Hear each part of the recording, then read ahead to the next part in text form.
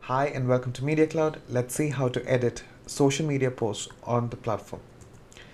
Today I'm going to show you one particular example of a way how you can edit social media post. To the left side in this example, we have given the options for multiple sizes to choose from: the LinkedIn post, Instagram post, Facebook, Twitter X post, and you will be able to select your designs that is required, and then you will be given the option to choose the logos of your stores to change depending on your requirement. The automated templates can be adapted accordingly, and then you can download the PDF outputs or the JPEG outputs as per the requirement. So when you follow a decentralized technique, it's very difficult to get required outputs at any point of time. You will have to depend on multiple personnels as well as multiple approval workflows. Automated templates will reduce those workflows and the time that it takes in a normal interval.